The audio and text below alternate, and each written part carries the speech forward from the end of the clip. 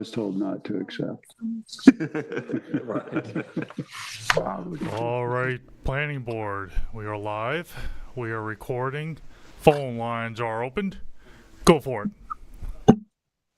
Good evening, everybody. Welcome to East Hampton Town's Planning Board, our regular and work session for May 6th, 2026. We have a public hearing to start with. We have 4 items on for our work session, 3 other items on for our regular meeting. So let's dive into it. Our first item up is the public hearing, which is for the Prospect Hill final subdivision modification.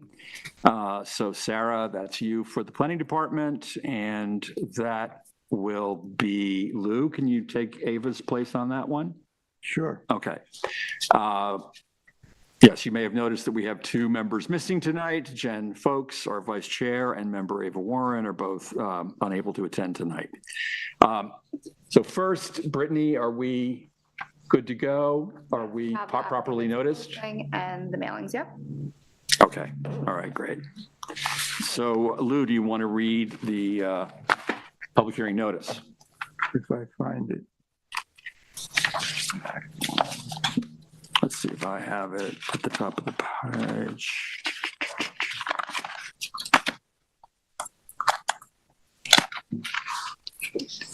Notice is hereby given that a public hearing will be held before the East Hampton Town Planning Board on May 6, 2026 at 6:30 p.m. The application is Prospect Hill Final Subdivision Modification. It's 67,944 square feet, 1.559 acres, located at 98 Prospect Hill Lane, Montauk, Suffolk County, tax map number 3001321.12. The application is to modify the covenants and restrictions of the Prospect Hill subdivision Lot 14, approved October 26, 1983, to alter the building envelope. The original subdivision was completed in 1983, and the building envelope has been altered once in 2002 to allow for a pool and pool deck. The proposal would be to alter the building envelope a second time, specifically removing a portion of buildable space to the northwest and adding a portion to the southeast, as shown on the proposed survey. There is no net change in square footage of the building envelope. The existing building envelope is 9,753 square feet. The proposed reduction is 1,161 square feet, while the added area is also 1,161 square feet. Okay, thank you, Lou. Sarah, do you want to run us through Yeah, what's sure. going on here beyond what Lou just said? Yeah, absolutely. So I have the aerials, previous and current envelope modifications available for review if needed. The application was last reviewed by the planning board on March 25th, 2026. At that meeting, the board agreed that a change of circumstance was present due to the change in setback requirements and expressed their support of the requested building envelope modification. When the original subdivision was approved, the building envelopes were established to protect slopes and view sheds. At that time, the zoning code did not impose a fixed front yard setback. Instead, the pyramid law was applied, which required the horizontal distance from lot lines to equal the vertical height of the structure. Numeric setbacks were not enforced, and the envelopes were not designed with setbacks in mind, as a portion of the current envelope is within front yard setbacks. The board will require that any additions to the home be designed with leaders and gutters to control stormwater runoff as a condition of modification approval, should it be granted. The applicant is also proposing to remove the structures not on the current CO, including the shed, deck, stone patio, and mulch path. And I'm happy to answer any questions. Okay, thank you, Sarah. All right, so the format of these public hearings is that we ask first for people in the room if they'd care to comment. Comments are limited to 3 minutes. Once we gather any comments from folks who are here in person, we ask for people who may want to comment via phone. So starting with that, is there anyone here to comment on the Prospect Hill final subdivision modification? Okay, hearing that there's no one. Matt, do we have anyone online? I do not see anybody, so let's just do a double check of the line. Stand by, please.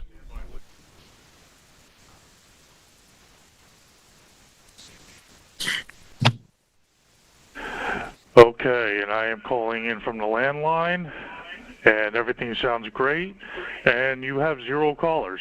Thank you. Okay. So there are no comments from the public on Prospect Hill. So with that, Lou, since you're pinch hitting for Ava tonight, do you want to make a motion to close the public hearing? I make a motion to close the public hearing. Okay, all in favor? I'll second. You'll second. Thank you very much. All in favor? Aye. Aye, okay. The public hearing is closed. Thank you. All right, so on our work session, our first matter is the Most Holy Trinity Cemetery site plan, special permit modification, Will for the planning department, and Reed, that is you for the board. So if you will, let us know what this is all about. Right, so this is a modification proposing to remove invasive bamboo and giant cane from the southern property line of the Most Holy Trinity Cemetery. The site is about 39 acres, zoned A5 residence, partially cleared, located within the Suffolk County Groundwater Protection Area, and identified by the New York State Cultural Resources Information System as a historic cemetery of East Hampton. The site is currently improved with cemetery plots, an irrigation system, driveway, sheds, columbarium, and pump house. The project is a Type 2 action pursuant to SECRA, and no further action is required at this time. The site received site plan and special permit approval from the Planning Board in 2005 and included expanding the cemetery by 171,000 square feet, extending the existing irrigation system, road, and adding 2 new cul-de-sacs. The approval included a 20-foot wide non-disturbance buffer along the southeastern property line and a landscaping plan. The bamboo and giant cane proposed to be removed are located within this non-disturbance buffer, and their removal will require its disruption. In order to modify this non-disturbance buffer to permit clearing of the invasive plants, a modification of the covenants and restrictions is required. The Planning Department recommends the covenants be modified to permit removal of invasives from the buffer in perpetuity, as it is likely the bamboo and giant cane will return as long as they grow on the neighboring property. The same covenant also restricts the removal of topsoil from the buffer. However, when the bamboo and giant cane are removed, some soil may be lost. The Planning Department recommends the loss of a small amount of topsoil may be acceptable in this case, and the board should discuss whether it agrees.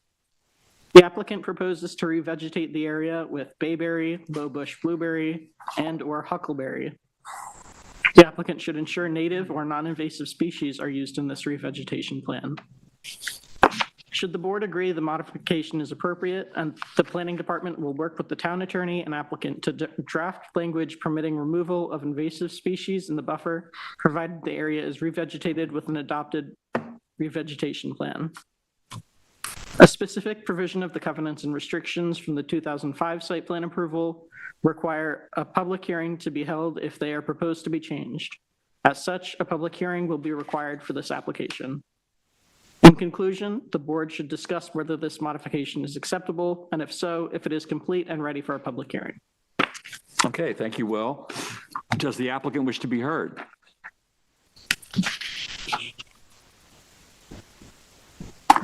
Please provide your name and address for the record, please. Patrick Hines, 18 Timber Trail, Amagansett. Could you speak into the microphone, please? Just, Yes. okay. So it appears that the adjoining neighbor planted the bamboo and giant cane, I don't know when, but a couple years ago, whenever they did, and it creeped, it's creeping into the burial plots, at the cemetery. So it's kind of serious that we have to go into that 20-foot non-disturbance buffer to stop it from spreading. So that's really the main issue. Okay. All right. Okay. Thank you. Thank you. So Reed, for the board. Sure. Our conversation. Thank you, Will, for the write-up, and thank you, Mr. Hines, for the comments. I've been to this site numerous times. I was there once again today. It's a beautiful setting. It's quiet, it's peaceful. It's the final resting place for a lot of notable former residents. You know, bamboo is really an invasive thing. It moves incredibly fast. It's aggressive. The root system grows horizontally, so it's really difficult to get rid of. So I'm totally in favor of the modification. I think it's acceptable. The revegetation plan is important, and that's already been provided. So I'm supportive of what's been presented, and I would be comfortable waiving a public hearing, but I don't have that option. The board does not have that option. There will be a public hearing, which will delay this slightly, but hopefully you can have that cane and bamboo removed in short order. So that's all I have. Okay, Reed, thanks. Does anyone else want to comment? Yeah, I have a few comments. The first one is I'm concerned with because this is in the special groundwater protection area. So I wanted to know if there would be any use of chemicals or anything like that that may seep into the groundwater with the removal process. Well, we weren't planning on, we're planning on, removing it with machines, So no chemicals, no at this point. herbicides, anything like that Right, just will be used. mechanically move it. Would you be willing to agree to that condition that you won't use herbicides? I guess we could. Okay. The other point that I wanted to make was, have you been in touch with the neighbor? Because it seems that this problem is not just affecting your property, but since it's on the borderline, it's also happening on the Longhouse Reserve property. Yeah, they took care of it, they got rid of their bamboo, but they're still maintaining it. It still shoots up there too. I Because walked up. that could be a problem for you if it's still happening. Yeah, but Plus they don't like it, they've worked hard to get rid of it. And, they're doing a pretty good job. So you're in touch with them and, I saw them once when I was doing the survey, there was a person there, but I could see it, that, they don't have it on their side, except a couple of shoots, here and there, but it looks like they're heavily maintaining it. okay. And lastly, I noticed in the building card, there was a building permit that was issued in 2006, in July of 2006. But there was never any, I don't see a certificate of occupancy ever being issued. Now, this is, almost 20, it is 20 years ago. I'm not sure about it, but that could have been a building permit so they could like do the roads and, Right, but clear the property. it called for a C of O to be issued within 18 months, and I see no record of that. It doesn't matter practically for what we're talking about here, but, from a procedural legal standpoint, and I turn to our attorney for this question, if there's no C of O was ever issued, it sort of undermines, we would be modifying a stipulation that was never technically or legally valid. And I don't know if that causes a legal problem or not. We would need to look into it further, and Okay. we don't have that information right now in front of us. Right. I mean, issuing the C of O is really the purview of the building department. But yeah, no, it's a good point that everything really should be tied up, buttoned up. I think actually, Luke, well, first of all, does anyone else have any comments that they'd like to make? I do think that Lou raises an interesting point, and I would very much like to see, now that Lou's brought it up, the idea that this be removed, with using manual means, not using herbicides. I very much doubt that you're going to do that, but I think it would be great if you could attest to that, commit to that idea and make it a condition of approval. How is, As long, but I want to just poll the board to see if everyone is in agreement with that. well, I'm curious to know, I don't know anything about, I know very little about gardens and, extracting bamboo, but what does that entail? I mean, and maybe herbicide is needed. I have no idea, but there are some herbicides that are perhaps not as dangerous. I don't know. I'm not exactly sure what it all entails, but, Well, we also have groundwater protection area. yeah, no, I'm aware of that, sure. policies. And it may be in those policies as to whether or not what they can and cannot do. Herbicides being only one item. So I think we should make it a condition that they at least follow those policies. Yeah, I mean, there really are no herbicides that are completely safe, as far as I know from, what research I've done into it. What policies are you referring to that would be guidelines to this? Yeah, we have these special groundwater protection area guidelines. Okay. That we have. I believe it's the Suffolk County Can't hear you, groundwater. Brittany. I believe it's the Suffolk County groundwater protection. Right, right. If Eric can confirm that. Okay. Yeah, that's the special groundwater protection area that they're in. It's designated by Suffolk County. So if there are any rules and regulations associated with that area promulgated by the county, you could require them to. Yeah, not that are really pertinent to this application or that pertain to curbing use of herbicide. I think, you could ask for more information from the applicant on what actually goes into removing the bamboo. My understanding from other projects is that really it's just a matter of digging up the root system, removing the plants, making sure that you're removing all of the runners and all of the, as Reed was mentioning, that it expands out horizontally underground. So, I haven't been the individual doing the main review of other applications to remove invasive bamboo, but my understanding is that generally it can be done and is usually done without the use of herbicide. But I think it's a good recommendation to have a condition of modification approval if you do grant it that no herbicides be used. Okay. Do we want to reference the groundwater protection guidelines that Lou was referring to in that? Well, yeah, I mean, I think there's sort of, not conflicting, but maybe misunderstanding of terms. The planning board does have a groundwater protection policy, but it doesn't really refer to projects like this. It really mandates the design of primarily industrial buildings. The groundwater protection policy isn't a wide-ranging policy that, covers everything that might affect groundwater. It's really confined to designing the interiors of industrial buildings so that they can contain spills and they can be cleaned up.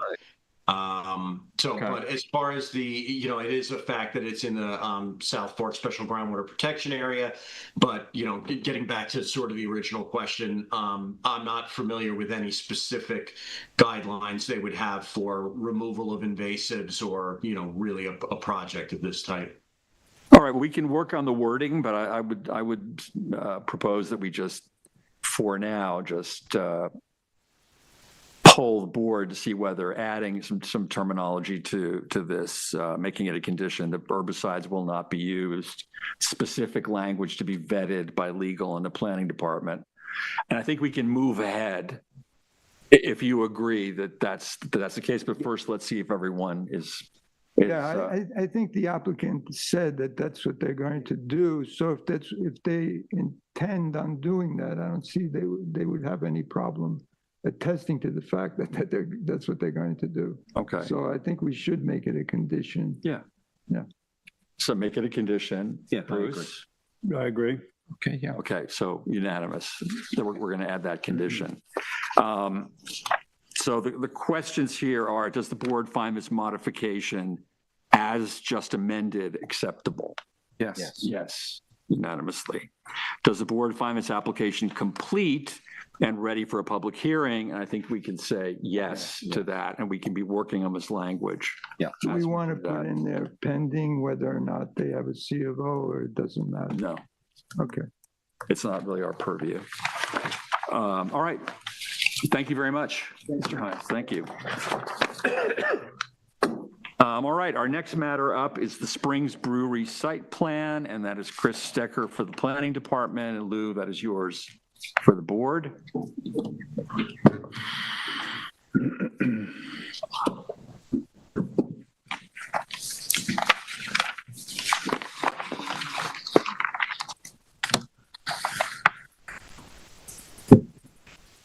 All right, good to go here? Please. Thank you. All right, this is the Springs Brewery site plan application. It's the board's fourth review of the application, last reviewed on February 11th. This is the subject parcel zone neighborhood business. It's a 1/4 of an acre and contains a 1-story building, previously used as an auto body repair shop, and the property is not within any town overlay districts. It's adjacent to the Springs Historic District, Harbor Protection Overlay District, and the Accabonock Harbor Critical Environmental Area. The application is to convert the existing building into a brewery, and that proposal involves 2 land uses. The wholesale retail beverage distribution use would apply to the rear portion of the building, which is proposed for brewing beer only, would not be open to the public, and the beer brewed would primarily be for selling at wholesale. The retail store use applies to the front portion of the building, which would be for customers to purchase beer, mainly to go with some on-site consumption proposed with a tasting room. The building inspector determination from October 22nd of last year confirms that these are the appropriate use classifications in the town code. The proposal also involves remodeling the building with some facade changes, interior alterations, as detailed in our report, and a new sanitary system, paving improvements, and a water service line to Springs Fireplace is proposed. So I'm just going to go over the issues from the board's last review.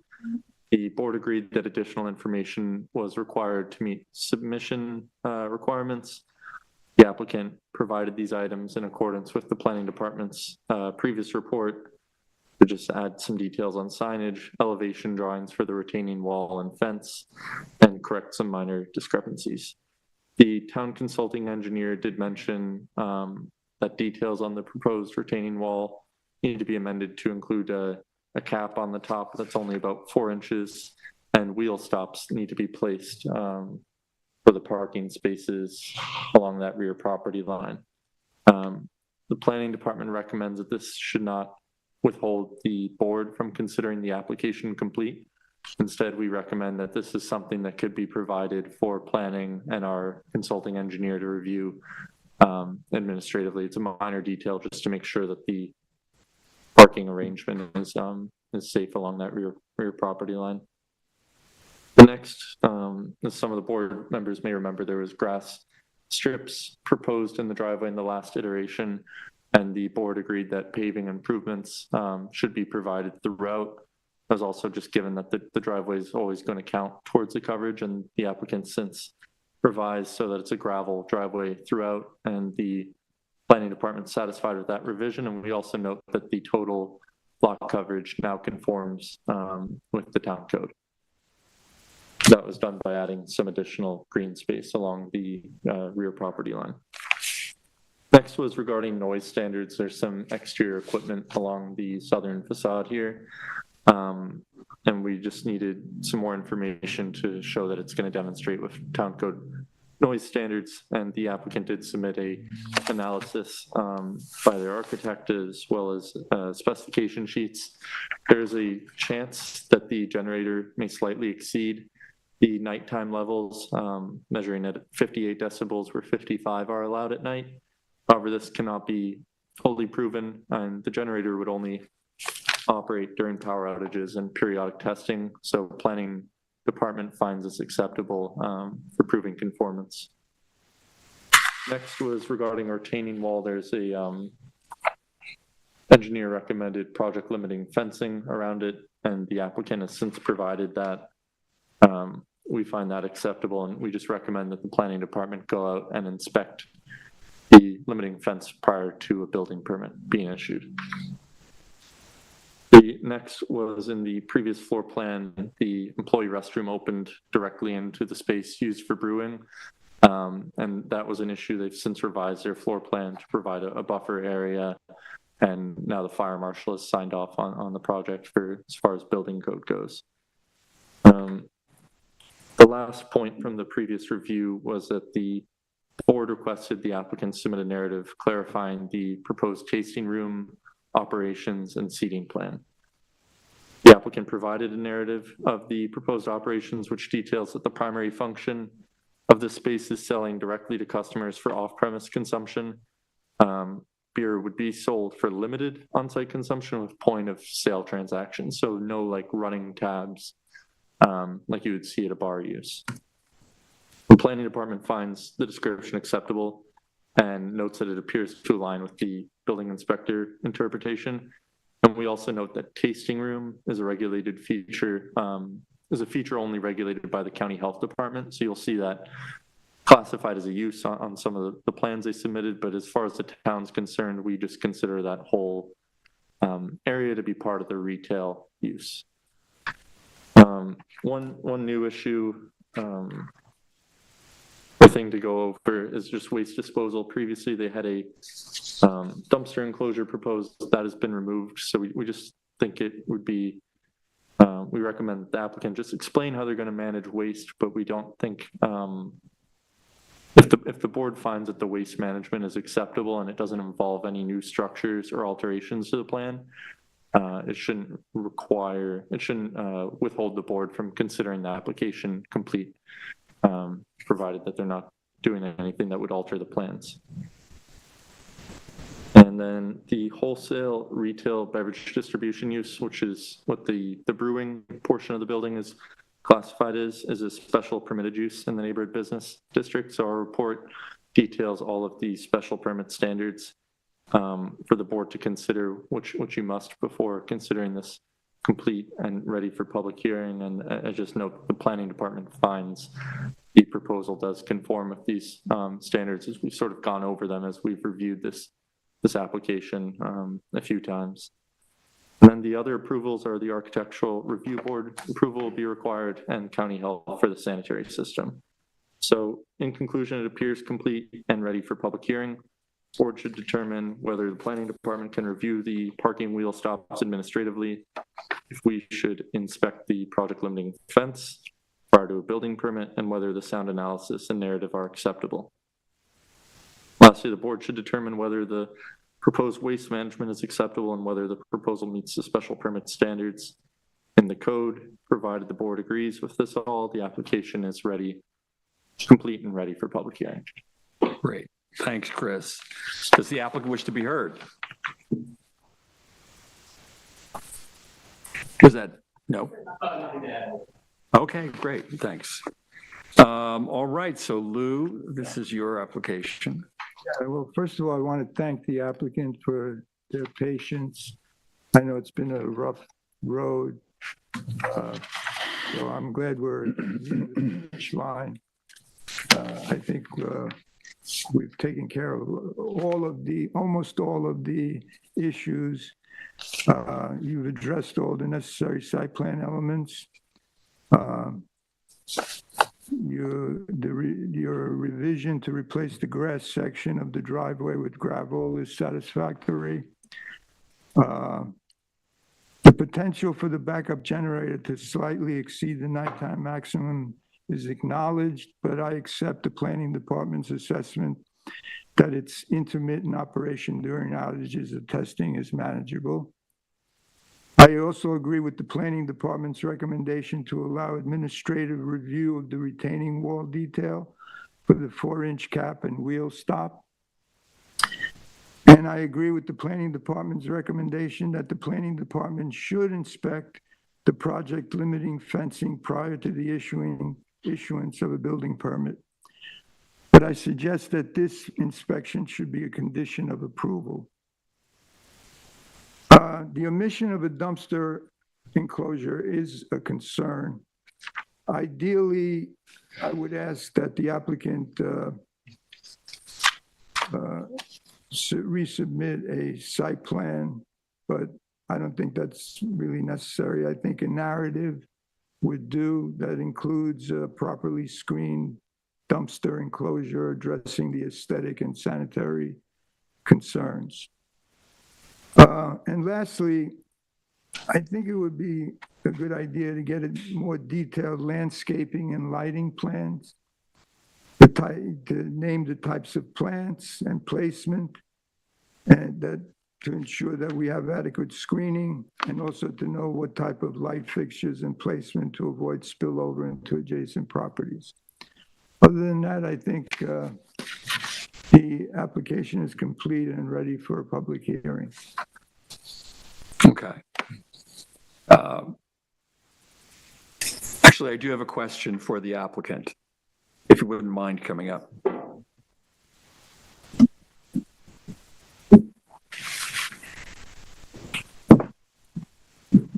If you just, Gunnar Burke, 4 Westway, East Hampton. okay.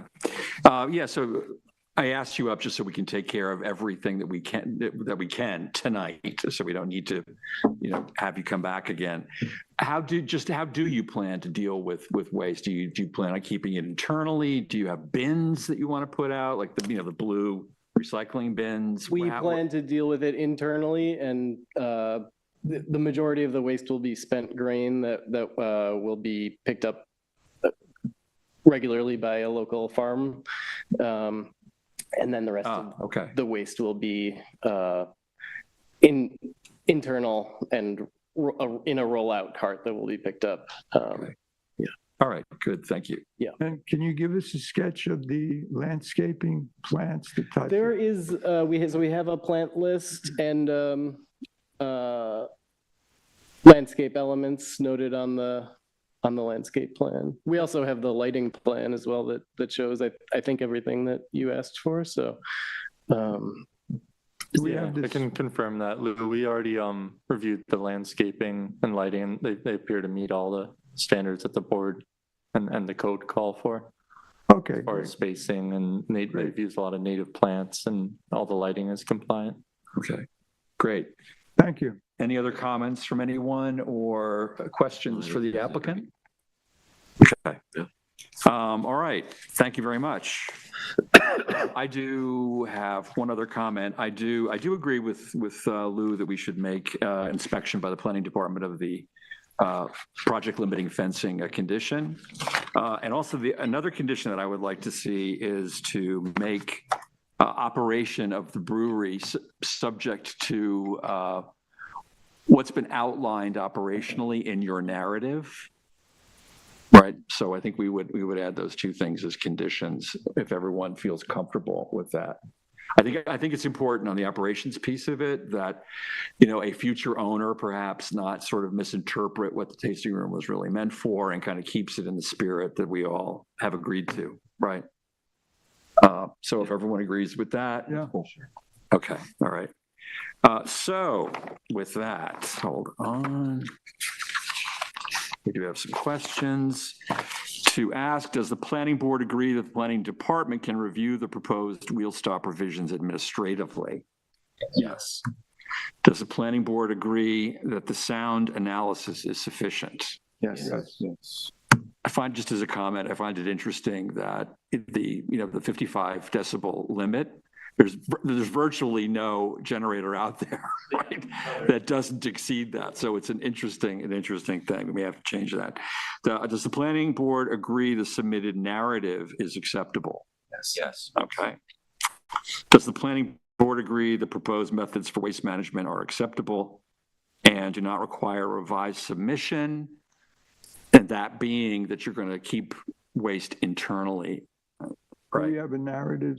Could the applicant submit a narrative describing that? I think it's a good idea. Sure. Always good to document everything, right? Yeah. Thank you. Does the planning board agree that the proposal conforms with special permit general standards? We have actually reviewed these many times in the course of our conversations, from the general standards, compatibility, use definition, which we've had a lot of conversations about, circulation, runoff waste, environmental protection. We've gone over these, I think, pretty thoroughly. So I think we could say yes on that. Okay. Does the planning board agree the application is complete and ready for public hearing with, the understanding that we're dealing with a few administrative, tasks that we just described a moment ago? Yes. Yeah, I think we're good. Okay. Yeah. All right, good. All right. So if you can follow up on the to-dos that we brought up in this conversation with the planning department, that would be great. All right. Great. Just to remind the board, we do have a resolution on Yes. to schedule a public hearing, so. Yes, we're just about to read it, as a matter of fact. So that is you, Lou, right? Right, okay. A public hearing is hereby scheduled to be held at Town Hall, 159 Pantego Road, East Hampton, on Wednesday, June 3rd, 2026 at 6:30 PM, or as soon thereafter as this matter may be heard, to consider the application of Springs Brewery site plan at premises identified on the Suffolk County tax map as parcel Suffolk County tax map number 300-62-3-26. I have read the scheduled public hearing notice and I move for its approval. Second. All in favor? Aye. Aye. Public hearing scheduled. See you then. All right, so our next matter is the Maidstone Acres 2 site plan modification. That is Chris Stecker again. I'm going to be taking that for Jen. And is the applicant here? Are you guys the applicants? Okay, great. All right, Chris. Okay, thank you. This is the Maidstone Acres 2 site plan modification elevation. This is the board's first look at this modification. It's at 28 Maidstone Park Road in Springs, just showing here your nearby Maidstone Park. Take a closer look at the property. Property is also zoned neighborhood business. It's approximately 6,900 square feet or 0.16 acres. And it contains an existing one-story building with a restaurant, a two-story single-family residence with a second-story deck. There's also a new IA sanitary system, gravel areas, retaining wall, and raised deck on Richardson Avenue. It's 100% clear of natural vegetation and is located within the town water protection district and partially within the 3 Mile Harbor scenic area of statewide significance. I'm just going to pull up, this was the original site plan that was approved back in 2023. So a modification application has been made for changes to the approved sanitary plan, landscaping, and accessory structures. The original site plan approval dated July 26, 2023, included the replacement of existing lights in their current locations with compliant lighting, the removal of an existing dumpster from the right-of-way, upgrading the sanitary system, providing landscape plantings in the northwest corner of the site, constructing a retaining wall, and an enclosure over an existing brick landing. The sanitary system submitted to the County Health Department was slightly different than the plan that the planning board previously approved, and there is now a below-ground liquid propane tank near the sanitary system, which must be considered. And this is the plan that they've submitted with their modification request. Just so the board knows, that's the propane tank that we're talking about, and it's indicated in this corner. The tank is located in this corner where landscaping was previously approved, and modifications to the landscaping appear necessary if the tank is going to remain in its current location. Fencing was also constructed beyond the perimeter of approved fencing, but it appears the modification request involves bringing the fencing into compliance and adding a gate within the previously approved perimeter, and that's what's shown here. Also, the original approval included a condition that the applicant must obtain a license agreement for any improvements that protrude outside the property boundaries.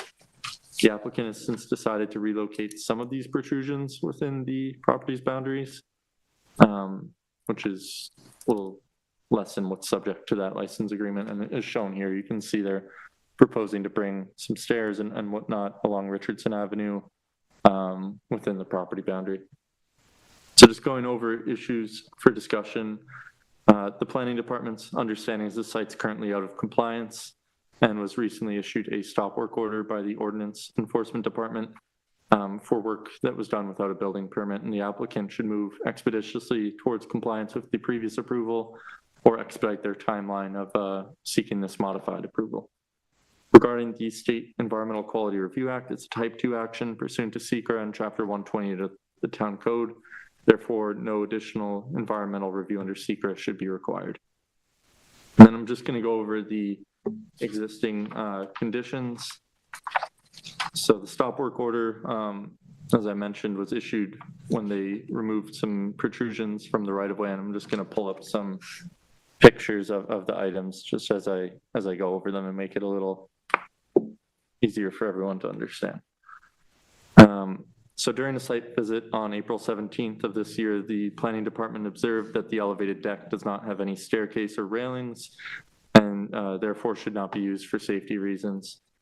The fencing towards the northwest corner was constructed beyond the approved perimeter, as I mentioned, and the landscaping planted does not align with the previous approval. There's a different quantity and size of bushes in this area currently. And this is likely due to the location of the fence being right on the property line, them not having the space, and as well as the propane tank, which is just on the other side of this fence within the gravel area currently. Exterior lighting that does not comply with the town code was also observed throughout the property. And the previous approval included a enclosure over the brick landing shown here at the main entrance on Maidstone Park Road. This was never completed, and the applicant should confirm whether it's still proposed since it's not indicated consistently throughout the submission. And we just note that this would also be subject to the license agreement with the town, given it's in the right-of-way. During the site visit, we also observed metal covers shown on the ground here of Richardson Avenue. And they're not indicated on the previously approved plan, the submitted survey, or the revised plan seeking modification. The applicant should consistently indicate these features across the submission and describe what they are connected to.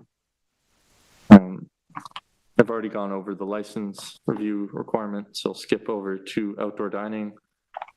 These tables here were observed during the site visit in an area which the applicant typically applies for an administrative outdoor dining permit, which is an annual permit that the planning department does for outdoor dining.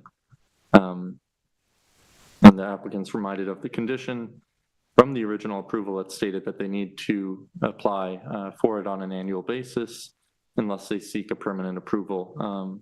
So we also just asked the applicant to confirm whether they want to make permanent outdoor dining part of this application, just given that it appears an outdoor dining area currently exists where one is not approved. We also note that if they do apply for the administrative permit this year, there's the propane tank cap within that area, and that would need to be considered just to avoid any conflict with that within the dining area. Just pulling up, this is the sanitary plan that was included in the modification submission that is different than the one the planning board previously approved. The expansion areas for the new system were relocated from near the western property line closer to the center, which the planning department has no issue with. However, this must be updated so that the plans match with the county. Also, neither the previously approved nor the recently submitted sanitary plans indicate the propane tank, and it must be shown on the revised submission. The county typically requires a 20-foot separation between a sanitary system and below ground fuel storage tanks, and they must approve plans showing the tank consistently with the plans approved by the planning boards. The town consulting engineer's report expresses concern about the proximity of the propane tank, piping, the IA sanitary system, including manholes, leaching fields, and piping. The planning department recommends that the revised sanitary plan indicate all piping throughout the property to evaluate potential conflicts with water, propane, and sanitary lines. Regarding landscaping, I've already gone over it a bit, but the proposal involves planting green giant arbor vitae within raised planter boxes, which is not normal to see green giants planted in a planter box. There's concern that they would outgrow the boxes, and this portion of the property also has a downward slope towards Harbor Boulevard. So we do also have concern that those trees could eventually tip over into the right of way and create other issues. The proposed gap near the cap of the propane tank also appears to lessen the screening at this portion of the property, and the planning department recommends that the applicant consider different landscaping methods that can provide adequate screening while mitigating the issues mentioned. Lastly, the landscaping plan needs to be shown consistently. It doesn't match between this plan and the sanitary plan that was submitted, so that's the main thing there. Exterior lighting, we've already discussed it a bit, but all lighting that does not comply with the town code needs to be replaced with dark sky compliant lighting. The revised submission should show where these fixtures are on the plan that need to be replaced, and they should also provide manufacturer cut sheets of the fixtures that will replace them. The submitted narrative details that there's an emergency exit lighting in the gravel area that the fire marshal required is what the applicant's narrative states, but we have confirmed with the fire marshal and the applicant that this exit light's not required and it should just be removed at this time and not included in future submissions.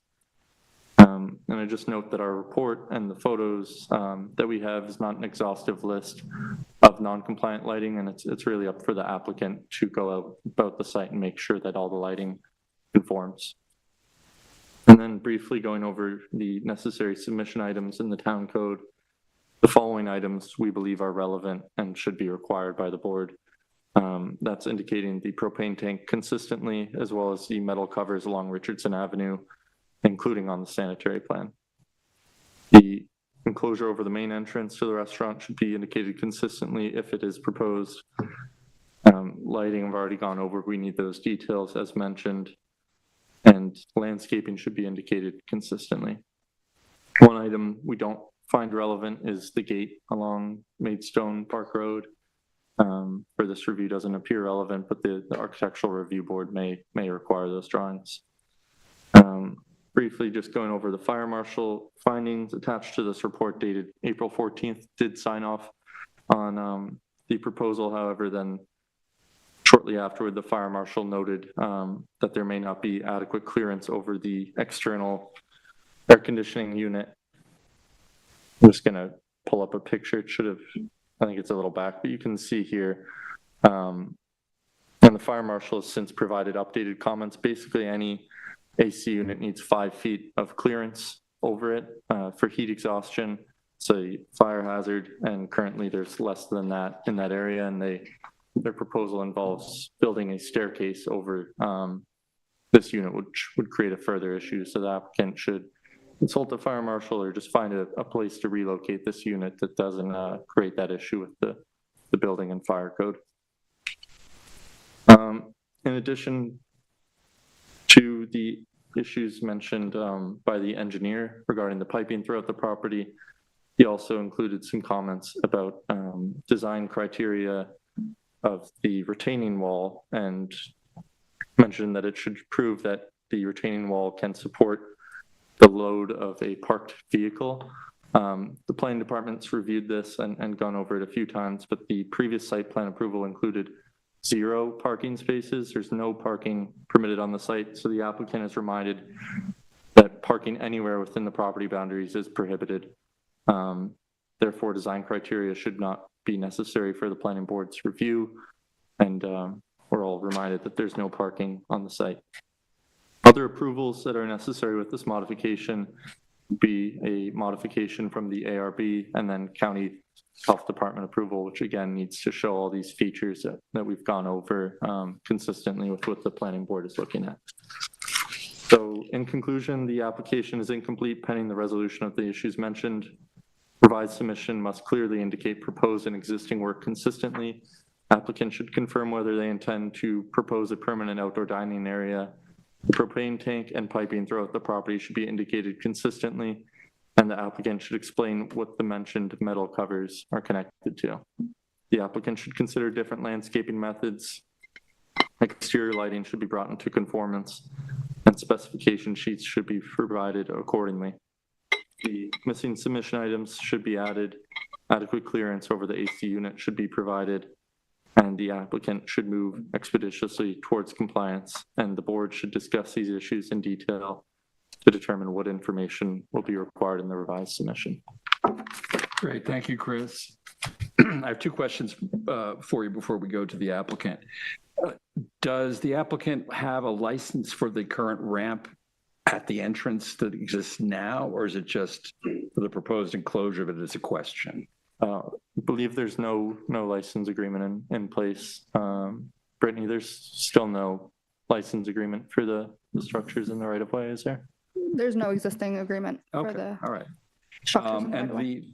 just a question, we drove by this evening, and I noticed that there were, a number of solar light fixtures attached to the fencing, particularly along the Maidstone Park side.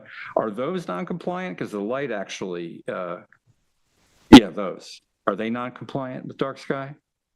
Yeah, sorry, I went over that quickly in my report. So those fixtures would likely comply with the town code, but the issue is that fence is right along the property line. And the town code states that the light source. Light spill. Yeah, light source, the bulb, like the filament, cannot be visible from outside the property boundary. If you're standing on that asphalt, you can see the light bulb, so that's would not be compliant with the code. On that point, Ed, I made a note that there's a conflict because the ARB in their review, and I'll quote from them regarding these lights, the existing exterior lighting to remain, including solar downward facing fixtures mounted on the Maidstone Park Road, screening enclosure fencing, unquote. So they're saying that those lighting fixtures could remain. Okay. Yeah, and we're saying, the planning department is saying that they violate the code because they shine down on the right of way. Planning department's assessment of it trumps everyone else, right? We can take a closer look at that. Like, I wasn't aware that the ARB said that, but that was our analysis of it. We'll look at that. Yeah. We'll look at that. There's work to be done here for sure. So before we go too deeply into the weeds on that point, does the applicant wish to be heard?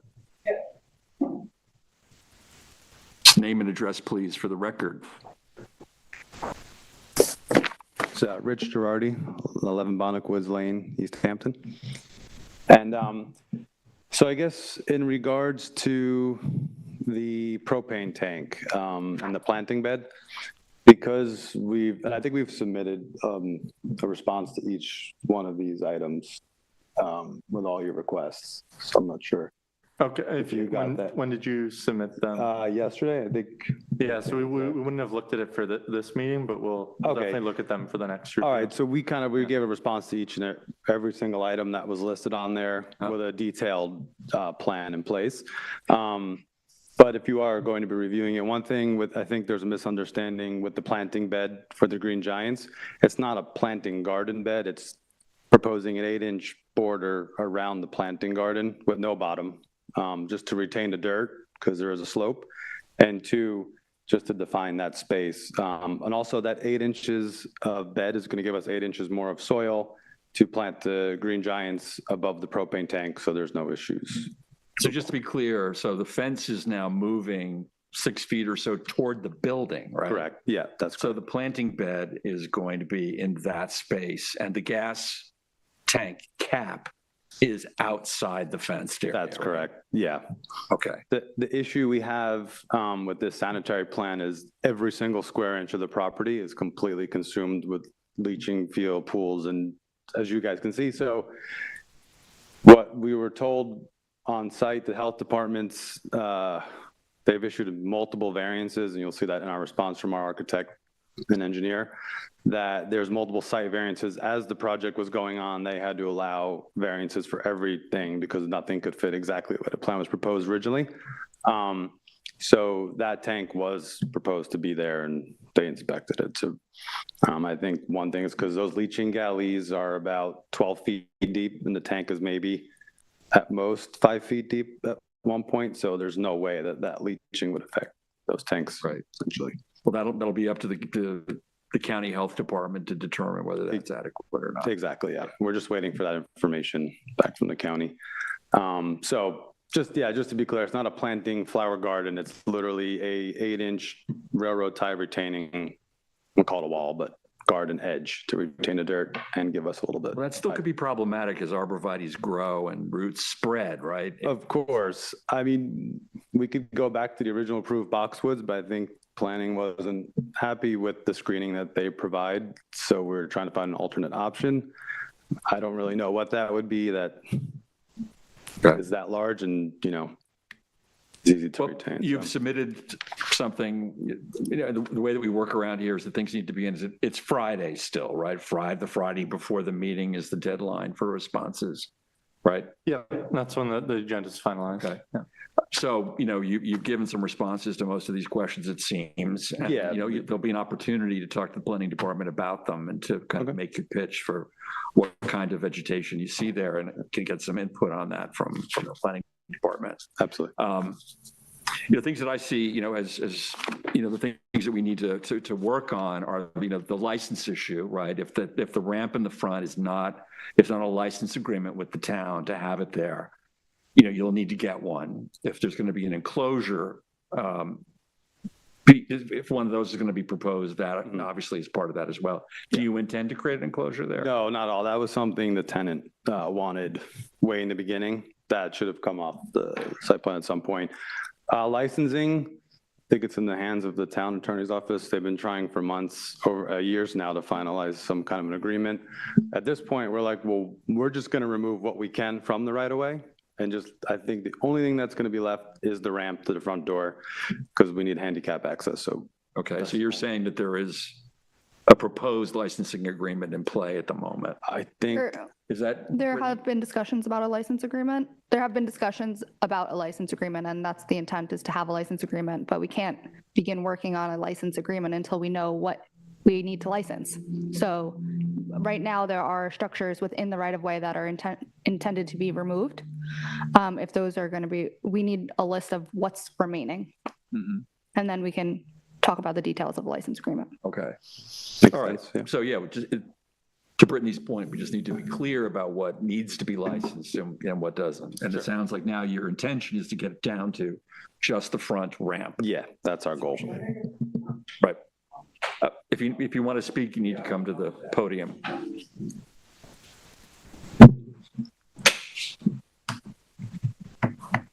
Just so you know, this place has been. Name and address, please. My name is Richard Girardi Sr. Okay. This restaurant has been there for over 40 years. That particular ramp was put in, we've owned it for 18 years. Prior to that, I don't even know when that ramp was put in, but I assume it was put in when they brought in handicap rulings, because this has been a restaurant, this building is almost 80 years old. It was built prior to any building department that existed, and a lot of these things that we're talking about here were there. We didn't put them.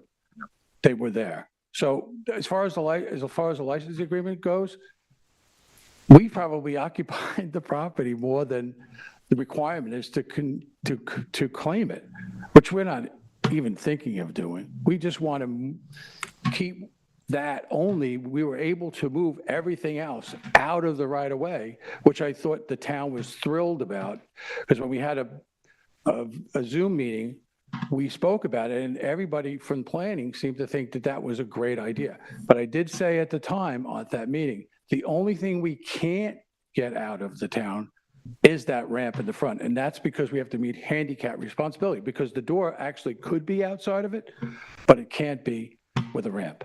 I appreciate that. I know the building has a very long history. I even know people who operated it before the current operators years ago. Yeah. So I totally understand, but given that we're making modifications now to the site plan, it means that things have to be brought up to code, which simply means if that's the only thing that's going to be subject to licensing agreement, we need to have one. Yeah, You know, that's fair. No, we're not- Understanding that it's yeah. pre-existing and all the rest of it. We're ready to do that. That's not the issue. Then also, just so you understand, when we agreed to do the septic system, because they came to us and said, would you do it? We were willingly doing it. We weren't forced to do it. But we've lived out here I've been out here for a long, long time and been part of the community for a very long time. And as far as the restaurant itself, we've probably cleaned it up way more than it was over the years.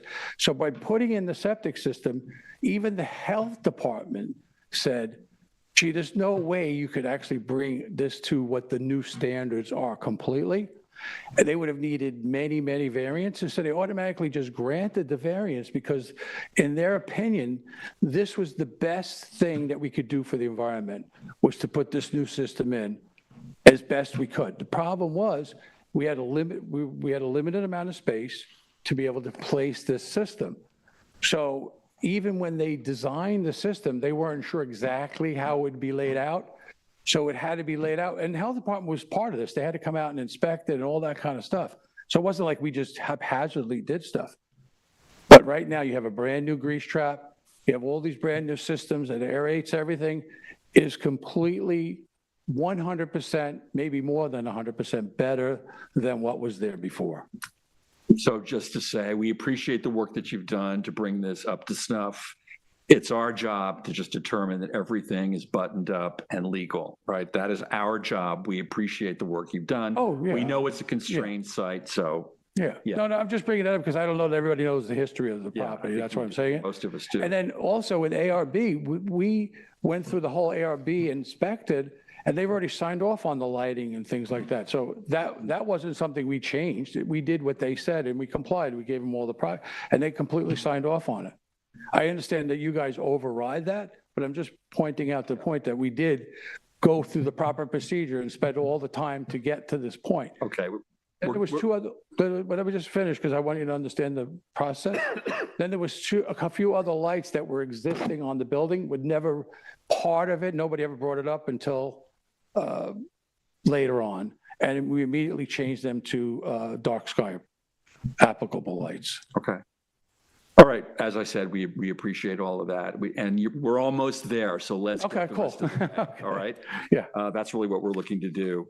So I guess, we do, we'll go through some questions here, which I think point the way toward what it is that we need next. One thing is to just have a survey that includes, the new LP tank and piping from it to the restaurant so everyone can feel comfortable. This is really, a county health department thing, but we want to make sure that we're, that you're giving them everything that they need to make a determination about that LP tank and its location. I think everybody appreciates it's a very constrained site. There's no doubt about that. I think we can go through the questions unless somebody has other comments they want to make at this point. Why am I surprised? Well, I was going to make a comment about compliance. I appreciate, you wanting to cooperate and what you've done. But I've also don't appreciate, that in a lot of issues, the compliance has been lax. For instance, there was an incident in July of 2025 when you were pouring concrete outside the approved site plan. And there was a stop work order issued. The contractor removed the stop work order and continued to pour the concrete. So that's the kind of thing that I don't appreciate. But we have the approval, staff approval for the planning board to do that pad. It was on the original, Ripping off the stop work order and just continue. No, I didn't do that. So I agree with that. I'm not disagreeing with that. But that pad was The other stamped. point I wanted to make was I disagree with the planning department where they're saying on the retaining wall, they don't have a problem with the parking, that because the parking is prohibited there. Right, there's no parking. There is no parking, they're saying. Well, with the type of, lax compliance that this applicant has, I would feel safer if there were bollards or some kind of, at least a sign or something that would prevent the parking from happening, because I don't see them adhering to that restriction if there's no, anything to stop them. I don't know which retaining wall you're talking about, because, One along Richardson where the access is. but that's a sloped grass that's been there. Nobody parks there that I know. I mean, Not the grass. He's talking about two of the houses. That's where all the cleanouts are. They don't want parking there because Right.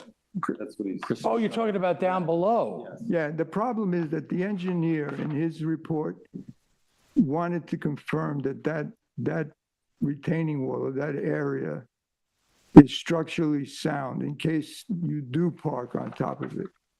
And I don't want to leave that up to just, you adhering to that restriction without some kind of obstacle to prevent it. That's the point that I'm trying to But make. there's no retaining wall there. No, hold on. So, yeah, I understand what you're saying. The sign that says no parking up in that space to prevent anyone from parking there. Yeah, because it's not going to be structurally sound. Somebody's going to decide to park on it, and then things will collapse and we'll have a bigger problem than. But I think if you're talking about where he just put, there's no retaining wall. No, he's not. He's talking about. Yeah. No, that I agree on top, but where nobody is parking on top. Yeah, that we know. That's different. I thought you were, I'm misunderstanding something. I thought you were talking about this. We can't, most of us can't see you from that one. Okay. I'm putting my Do mouse. you want to where show he on was this pointing. one? I thought you're talking about this here, the manhole covers that No, they're referring to No, is here. no. That's not No. what it is. To the left. Okay, There. this is basically the retaining wall here. There's no manhole covers exposed over here. Yeah. Those are buried, everything's I buried. think the suggestion was simply that since there's no parking allowed on site, right, Right. that something needs to be put in place to prevent parking from that space above the retaining wall. Because it's not structurally sound, as per the engineer's comments.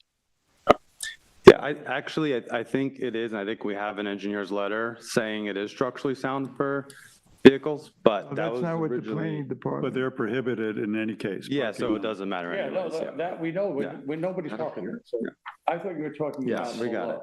How would they get up there?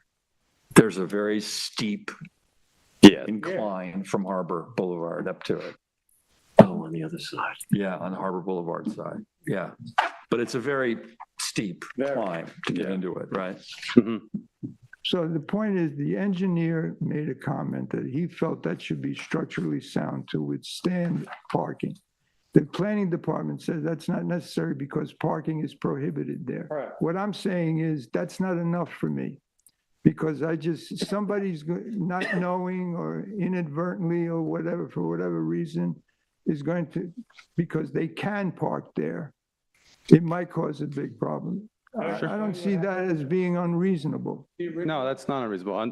Totally, yeah, we can propose It was that. designed to be parked on originally, and then they said no parking.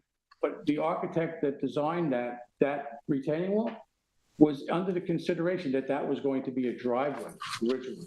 Right, but our engineer said it's not Yeah, I think suitable. maybe you're missing the point. I Yeah, think yeah. you're, can I you, got it. We're good. okay. Yeah. All right, so this is something we can consider. Yep. Going down the line, okay. By the way, is this Article 78 proceeding still happening? And Nothing to do with, we're not involved. That's our tenant in the town, so. that's the restaurant. That has nothing to do. And we've told them not to do it. But I can't Yeah. stop what they're doing. But, It has nothing to do with it. yeah, that's not related to this. No. It has I've heard. nothing to do with the restaurant. It has something to do with the restaurant. Yeah, we understand. You guys are the owners. Yeah, we're very clearly, We're very clear. we're a very Against clear what line. they're doing. Yeah. Yeah. And let me- We shouldn't be Okay, discussing that. that's fine. Mhm. Let me understand the sanitary system issue. So I get what you're saying about the Suffolk County Health Department. I saw on the plan that they stamped it with these following words: construction approval issued acknowledging the best fit scenario available for the proposed sanitary system and other alternatives are not feasible. I guess that's what you were saying earlier, that they did the best they could. So, but it's still, but that sanitary plan that went to the Suffolk County Health Department doesn't match the plan that we were given to the planning department. Are we going to be able to reconcile those two or have a plan that will be the final plan? Yeah, we've already submitted it to planning. And the only thing that's changed was the future expansion moved.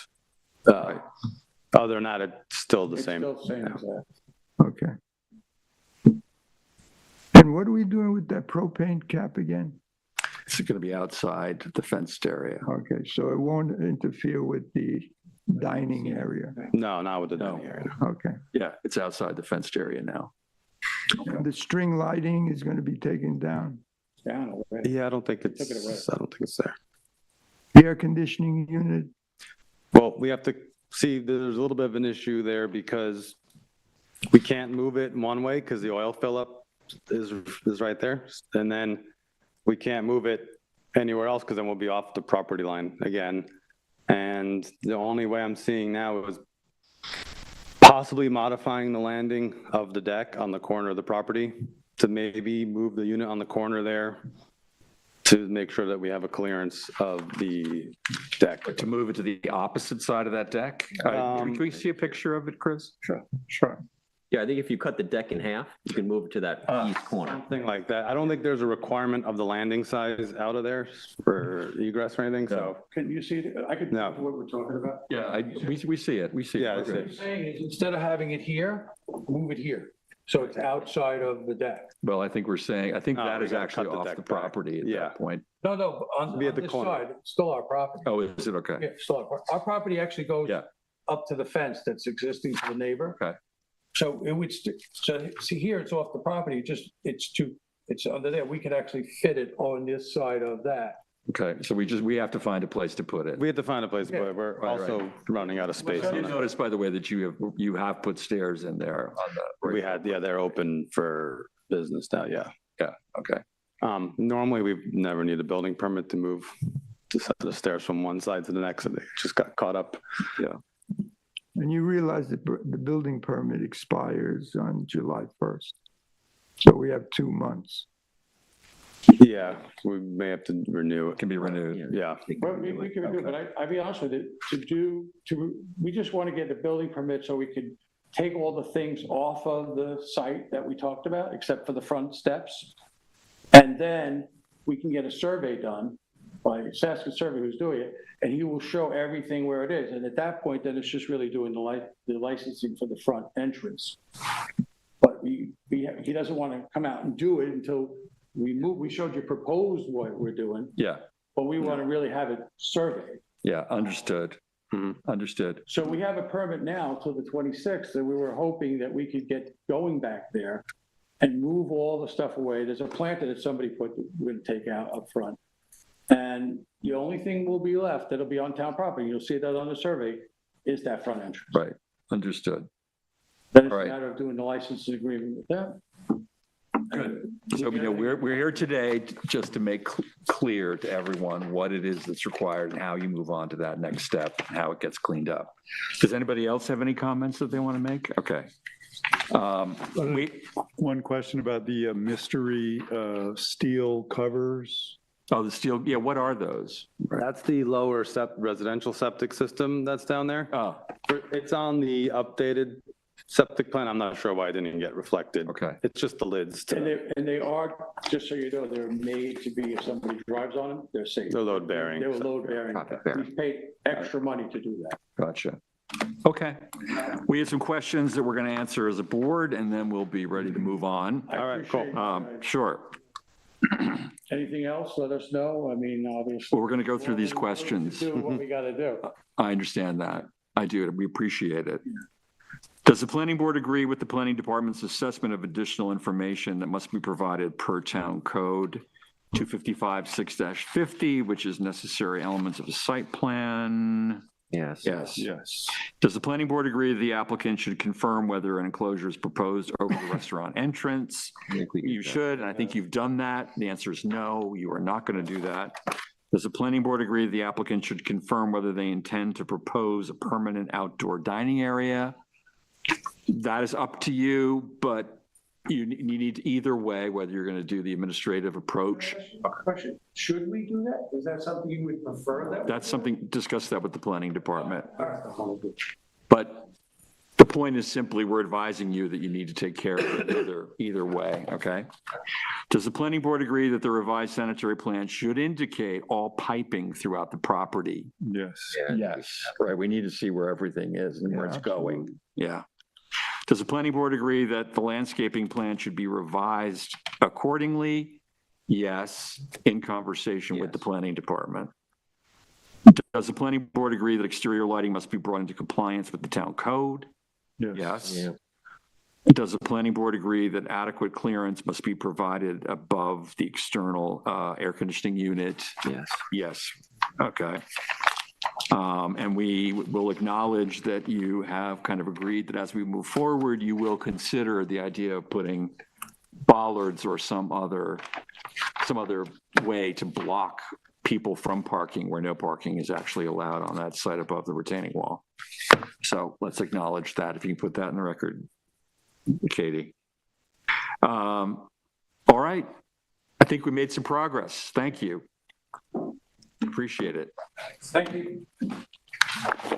Thank you. All right. The next work session is the Zindel lot line modification. And Rick, I assume that is you. Thank you very much. And that is Sarah for the planning department, and Bruce, that's yours for the board. So Sarah, fill us in. Alrighty, just getting everything pulled up.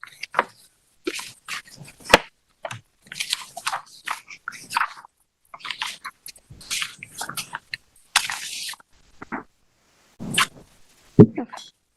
So this is the initial evaluation of a lot line modification between 2 Lily Hill Lane, Lot 1, and 3 Barsdis Lane, Lot 2, which proposes to transfer approximately 7,547 square feet of the 3 Barsdis Lane lot to the adjacent 2 Lily Hill Lane lot.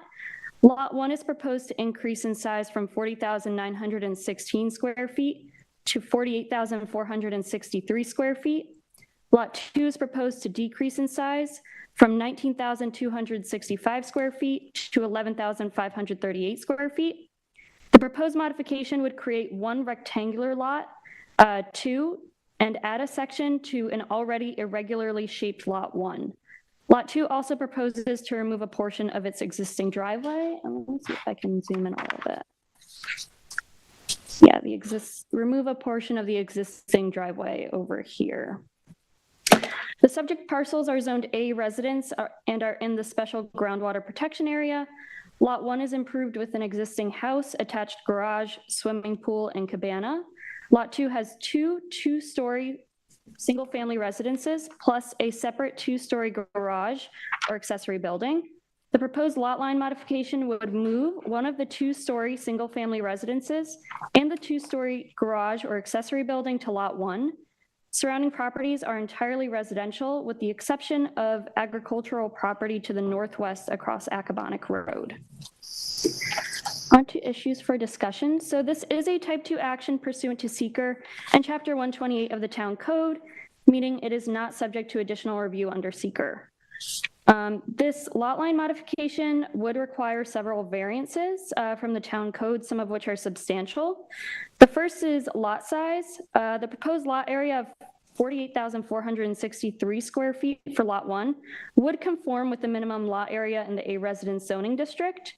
However, the 11,538 square feet for Lot 2 does not conform with the 40,000 square feet minimum lot area in the A residence zoning district. A lot area variance would be needed for Lot 2. Currently, Lot 2 is of substandard size, and the proposed modification would increase that nonconformity. The applicant should also clarify the amount of area that would be transferred. Lot 2, according to the calculations on this survey, is proposed to decrease in size 7,727 square feet, which does not align with the proposed increase in size of Lot 1, which is 7,547 square feet. The second issue is the number of uses on the properties. So variance from Town Code Section 255-245, number of uses would be required. This section limits the number of principal uses on a residential lot to 1 use.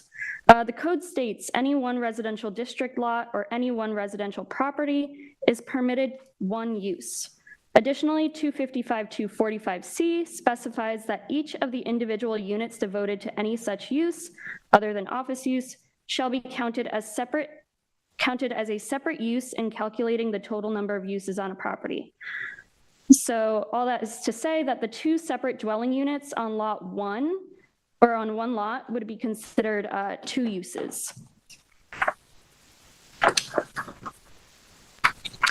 So lot 2 currently contains 2 single-family residences, which is a legally pre-existing non-conforming condition. Lot 1 currently contains 1 single-family residence, making it conforming to the permitted number of uses. The proposal would result in Lot 2 now being conforming with uses, since it would only have 1 single-family residence, but Lot 1 would become non-conforming. Although a lot line modification would not increase the total number of housing units across the 2 properties, the nonconformity would be transferred to a new lot, maintaining such condition, whereas the town code seeks to rectify conditions of nonconformity. The creation of nonconforming conditions on a lot where one does not exist is not typically considered consistent with good planning practices. Onto setbacks. It should also be considered that a number of the structures on site, including the existing 2-story garage and 2-story frame dwelling that are proposed to move from lot 2 to lot 1, would be within the required property line setbacks, making them non-conforming structures.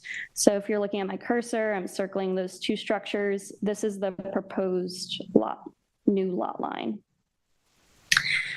Where the proposed lot line modification would not decrease these setbacks, no new relief is needed for these nonconformities to remain. However, where the lot line modification will further decrease these setbacks, variances will be required, which would be subject to review by the Zoning Board of Appeals. The proposed 48,463 square foot lot would have side and rear yard setbacks of 20 feet for the principal structure and 15 feet for accessory buildings or structures. Setbacks from the proposed lot line should be illustrated on a revised survey to confirm and determine variances needed. Also, just a note about informed consent. So the applicant details that both subject parcels are owned by separate entities. Lot 1 is owned by John Zindel, while Lot 2 is owned by Fourth Chakra LLC. Given such, written consent should be provided from both properties to formalize owner authorization for the proposal. Onto lot shape. The proposed configuration for one of the subject parcels does not conform to the lot shape standards established in the town code. Section 220-1.09, configuration of lot lines, part C, states in general, lots shall be rectangular in shape, somewhat deeper than they are wide. Although lot 2 does not meet the minimum lot size requirement, its shape is considered acceptable. Lot 1, however, is already an irregular polygon, and the proposed modification would further increase its irregularity. The planning department also finds that this alteration could complicate for future planning efforts for Lot 1 and is inconsistent with Town Code Section 220-2.18, which requires that any proposed adjustment of property lines will not make future planning of either of the affected parcels more difficult or impossible, and poses no immediate or potential problem, which would justify more thorough review by this board. Existing structures. The existing sanitary system for Lot 2 is not indicated. The revised submission should indicate the sanitary system for the planning department to determine whether Suffolk County Department of Health Services setbacks requirements would be complied with. It also appears that the water and electricity services between the proposed Lot 1 and Lot 2 are currently interconnected. So if you're looking at my cursor, you can see the water lines cross lot lines, and the electric, I think, or the gas lines do as well. Or the electric over here, maybe not.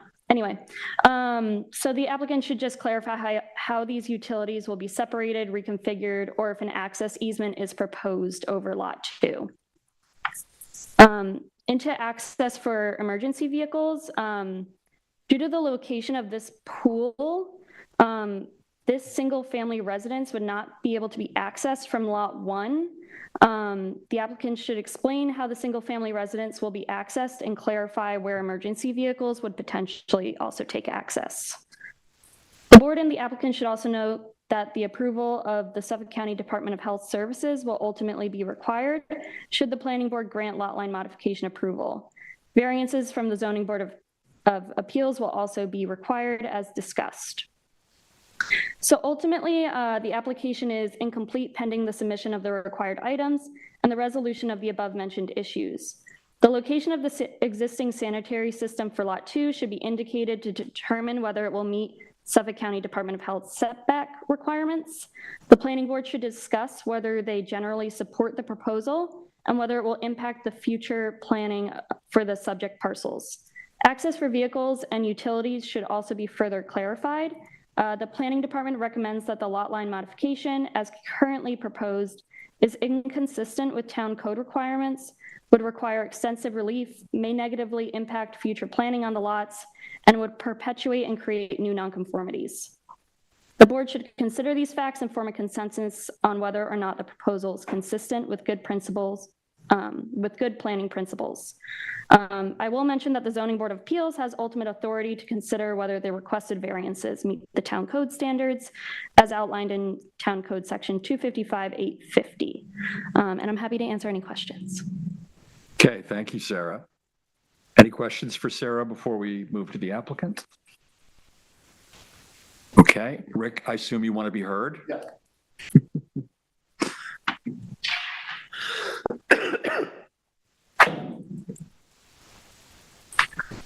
Thank you, Sarah. Richard Whalen from Whalen Fowler PLLC on behalf of the applicants, who are John and Jennifer Zindell. First of all, let me explain the purpose of the application. The Zindells own both of these lots. Their main residence is in proposed lot 1, which is number 2 Lily Hill Lane.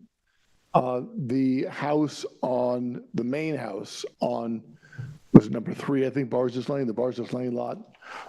Since they bought this property, and I think their first purchase, I don't know, they bought them at the same, they first purchase, I think, goes back to 2017.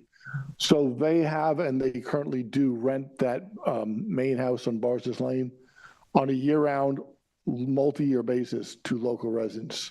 The current occupants of that house are a couple with 2 children. I believe they're both school teachers in Amagansett Public School. So they, their rental house is not is not on Airbnb. They're renting it year round to local people. What they do with the second house, I'll call it the cottage, although it's 2 stories, but just to keep things, simplify things, the secondary residence on lot 2 is basically used by the Zindells when family members visit them. It's not really fully occupied. So if they have family or guests who are visiting, they have access. Those guests park on lot 1, the main house parking lot. And there is a fence kind of along the current property line with a gate, and the guests go through that to get into the main house. The main house is physically, the cottage. The cottage is physically kind of separated from the front of the Bars's Lane lot, which has the rental house, by a stockade fence and shrubbery. And that's right along the current, that barrier, if you will, is along the proposed property line. So they treat that area, including the garage / accessory building, as part of their lot right now. That's how they're using it. Access to it on foot is taken through their own property. The accessory building, which is a substantial structure, is 2 stories in height. The ground floor is a garage. I think there are 2 bays, or at least 2 bays. The tenant in the Bars's Lane house has the right to use at least one of the bays. And then the Zindells, I don't think that they park a car in there, but they have can use the other bay as they wish. The second floor is basically a large area that they use, for yoga, for their own, by themselves, or family members or whatever, not for any other people. So that's how so those 2 buildings, the garage, other than the one space reserved in the lease by the tenant on Bars's Lane, and the cottage are both used in connection with the Zindells' main house. So they want to be able to perpetuate that. And in the long term, perhaps, if they ever wanted to sell one of the houses, they would want to be able to keep the cottage and the garage with themselves and be able to convey off the front lot on Bars's Lane. So that's really the motivation behind this. Considering how many times the planning department memo refers to non-conforming conditions and perpetuating non-conforming conditions, let's look at what we have right now. The lot in Bars's Lane is less than 20,000 square feet in an A zone, 40,000 square foot minimum. It contains 3 large buildings, 3 two-story buildings, 2 of which are residences. So that's an extremely non-conforming existing condition. We have a very much substandard lot for the A zone, and it has 2 houses and a 2-story garage/accessory building on it. So one of the things that our proposed lot line modification would do is it would move 2 of those 3 buildings onto the larger lot, which would become 48,000 square feet. So I'll turn to the more substantive things in the memo, but let me do a little bit of housekeeping first of all. First of all, we'll provide you with a statement that Chakra LLC, or For Chakra, whatever the LLC name is, consents to the application that is owned and controlled by the Zindells. I suspect that probably the reason why there's no separate endorsement in the application is because of how you've designed your OpenGov form, because you can only sign one place. But we'll give as I said, the Zindells control, they own that LLC, so we'll provide stumping that states that. A couple other housekeeping things, very important one here. The septics, which are cesspools on lot 2, are shown on the survey. Now, they're not conspicuous, so I'm not in any way faulting Sarah for noticing them. There are 2 little circles that say CP, meaning cesspool. So there's one behind the Bars's Lane house, and then there is one kind of between the cottage and the garage accessory building that's partially under a deck. They are there, and they do meet the health department setbacks. But like I said, they're not easy to see. But when you see CP in a tiny little circle, those are cesspools. Those are the existing septics for those properties. There is a bathroom in the garage/accessory building, and that is connected to the same cesspool that serves the cottage. Because it's mentioned in the memo and it comes up as one of the questions for you, all the utility lines are shown on the survey. So I know one of the questions at the end is should the survey depict the proposed or the existing utility lines, and they're all shown: electric, water, gas. They're all depicted on the survey with different symbols. So as I said, that's some housekeeping. In terms of the variances, as I said, the essential element of this is you have an existing very non-conforming situation with the house on Bars's Lane. So we would move 2 of those buildings, including one of the houses, onto the larger lot. Does it result in a somewhat oddly shaped lot? Yes, of course it does. If you were to look, and we don't have it here, but if you were to look at the Suffolk County GIS and look at the surrounding properties, this is an area, obviously this area was developed, as a result of whatever the property ownership was in the days before zoning. There are multiple misshapen, strangely shaped lots in the area, strangely shaped lots there. So having a perfectly uniform lot is just not something that, even lot 1, which Sarah's memo refers to as not being somewhat of a, not a quadrilateral, polygon. That's a lot approved by the planning board in a 4-lot minor subdivision in the early 1980s. Why is it not rectangular? Because that's where the property was when you come on to Acavani Road. There were 3 lots behind it. It's the front lot of a 4-lot subdivision. So you kind of deal with the cards that you're dealt. The property configurations in this area are not, they're not always rectangular. The important thing, as I said, I think to bear in mind is that the density associated with the front lot, with the Barzas Lane lot, most of that would be shifted onto the bigger lot, which we would argue is more able to handle it. So in terms of variances, so obviously we need a lot area variance. We're making the front lot small. We're making the lot in Barzas Lane smaller. It's already a non-conforming lot, but that acreage gets transferred to the lot on Lily Hill Lane. In terms of setbacks, we do need to show one of the things that point out in the memo. We should show the proposed setbacks from the garage/accessory building and the cottage to the proposed new boundary line, and we'll do that on a revised survey. Obviously, the side yard setbacks for those 2 buildings changed somewhat because they'll now be part of a larger lot, and the setbacks are different for a 40,000 square foot lot than they are for 20,000 or sub 20,000 square foot lot. But that has no material effect. In other words, in terms of neighbors, the same buildings will be in the same place on the property with the same property lines. In terms of the number of uses, again, there are 2 principal uses right now on the front lot, which is less than 20,000 square feet in size. Now, as a result of our proposed lot line modification, there would be 2 principal uses on the large lot, which again is probably better suited to accommodate those uses. Trying to think the other setback variance, lot area variance, number of uses. I think that covers the number of. I'll obviously clarify this in writing, but there was a transposition of numbers on the survey. So lot 1 as proposed will be 48,643 square feet. Of course, I'll memorialize that. I think right now it says 48,463 square feet. So they just transposed 2 numbers.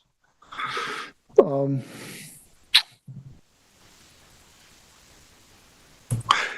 terms of the lot shape and how that affects things going forward, I understand the planning department's concern here is that the odd shape of the proposed lot 1 could complicate future planning for that lot. I just don't really see how that happens. The area being transferred is already substantially improved. It has 2 2-story buildings on it, including one of them is a house. There's no additional development on the property that's possible. And it's already non-conforming to pretty much all the property lines. In fact, the garage building itself, just, so you're aware of this, that has a party wall with the building on the adjacent property to the north. Literally, the north wall of that building is the same wall as the building to the north. So you don't see that very often in East Hampton. The setback is 0, and the neighbor's setback is 0 because they're sharing a wall, which is right on the property line. So that's I think my main point there is that in terms of complicating future planning for the property, it is what it is. The buildings are already there. There's no really significant potential for future development or changes here. In terms of the access, I've explained how access is taken right now.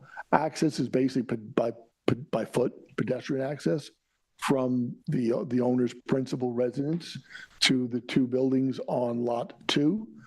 What would happen in an emergency? Well, I think we all know what would happen in an emergency. When the fire department has to deal with a fire, they don't ask for a deed before they come on the property. They're going to take whatever access is the most convenient to fight the fire. And so if, I imagine if either of the 2 buildings that on the area to be transferred, if there was a fire there, I would imagine the fire department is probably going to come in from Barzas Lane. And what's the person on Barzas Lane going to do? Say, no, I don't want you to fight the fire. Let it catch onto my building. So I don't see that as a serious concern. Again, the situation is what it is right now.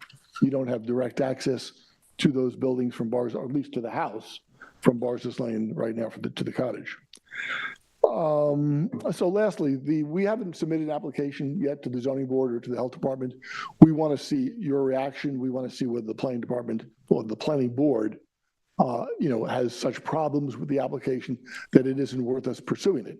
So we need to get feedback from you before we decide whether we're going to make applications to those other agencies. But as I see it, we're taking an existing, very non-conforming situation.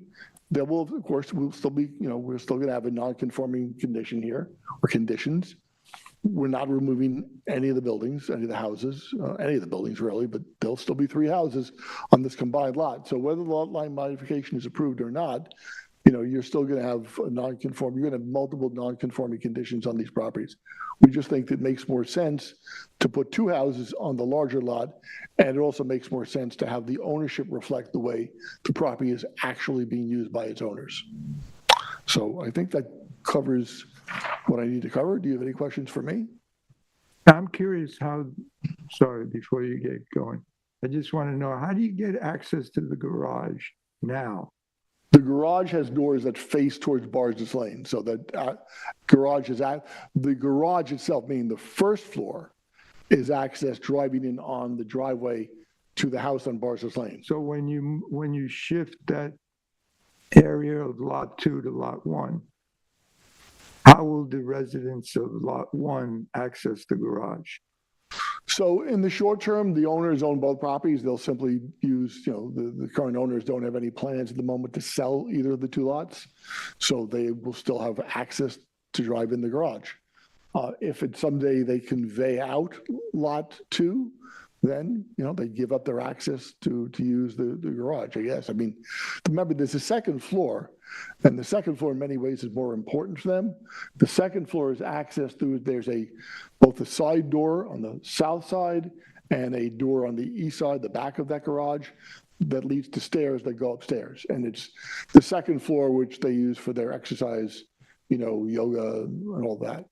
I haven't thought this out, but the thought just came to mind. Is it possible to combine the 2 lots into 1 lot? Would that be easier instead of? The problem with that is that, well, first of all, that itself would require variance because now you're putting 3 principal uses on 1 lot. Secondly, it precludes them right now they have 2 separate properties. They could transfer them separately. If the day comes that they wanted to sell 1 lot and retain the other one, they could do it. They could do it right now, although they would then, if they sold the Bars's Lane lot, they would lose the right to a lot of things they find useful, guest quarters for their family members who visit, and access to their, to the space they use for yoga. So they want to be able to maintain a second lot. So someday, if they want to, they can sell 1 lot and keep the other one. Okay, Bruce. All right. Please. Well, Sarah and Rick, thank you. Rick, thanks for your write-up that I did read through. This is a pretty interesting scenario. I'm not sure I really am in favor of it. I understand lot 1, listen, that's conforming, that's all well and good, that's fine. Lot 2, I find more of an issue. Non-conforming in size. However, on the north side of Bars's Lane, there are 4 properties that are also non-conforming. The neighbor directly to the east is actually half the size. It's only about 7,500 square feet.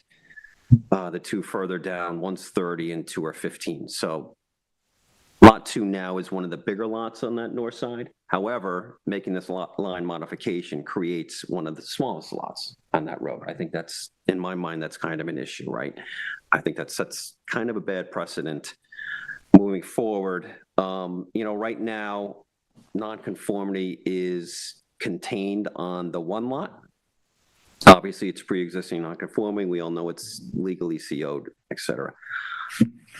The lot line modification creates a nonconformity on both lots now, right?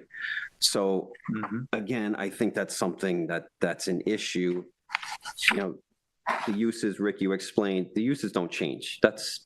I think that's sort of immaterial. Whether we transfer one to another, it's still the same use. It's still the same density. It's still whatever, right?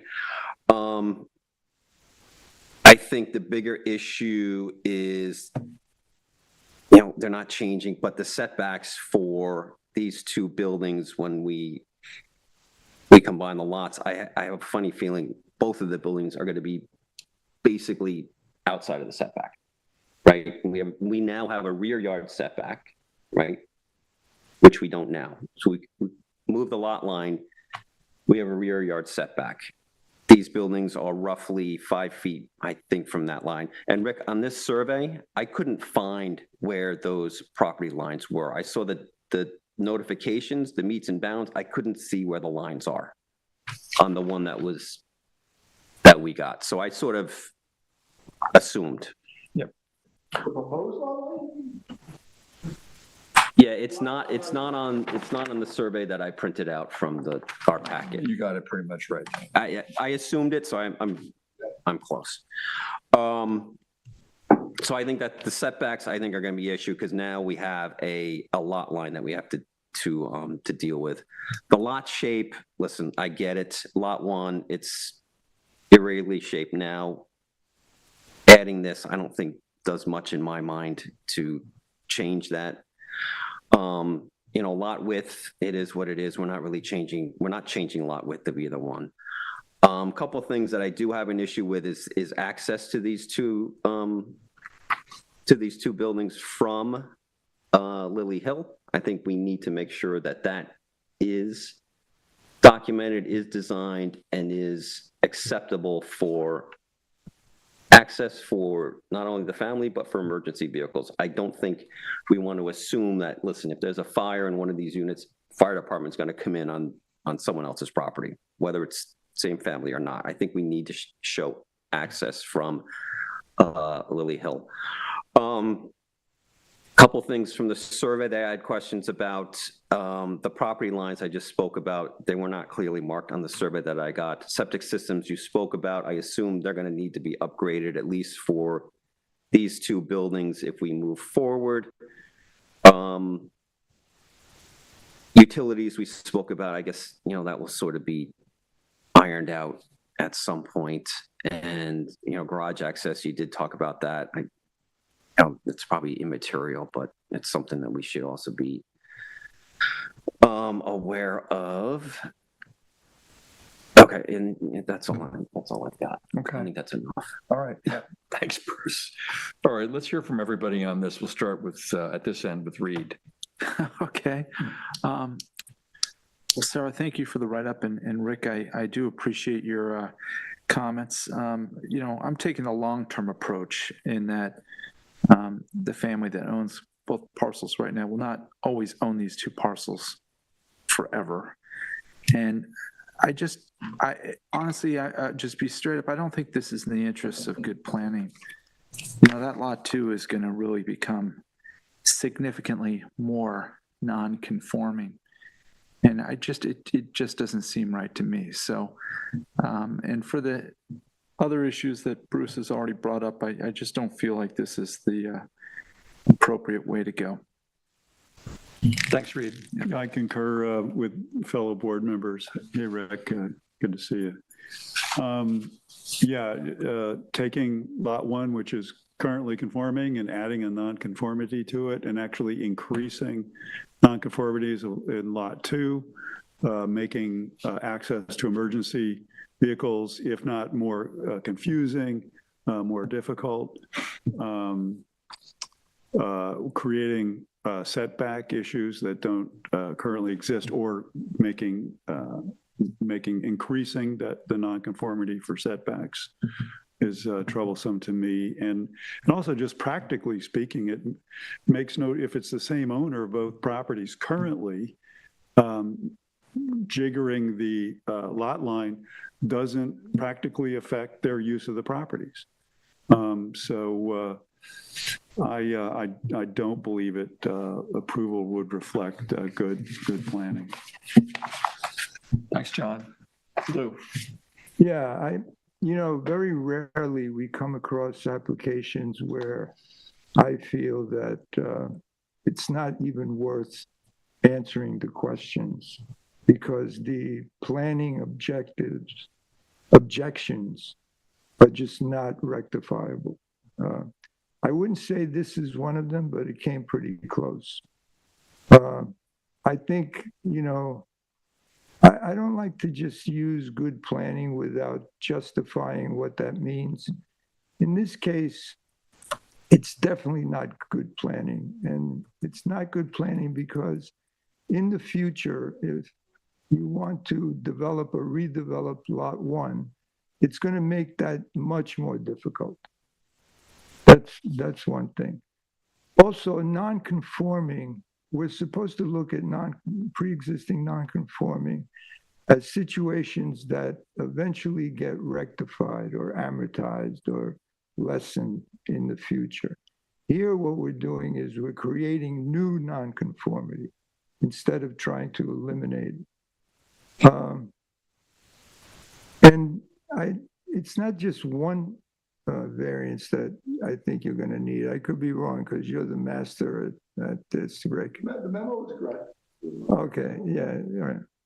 It's going to be at least 3 variances that are going to be needed.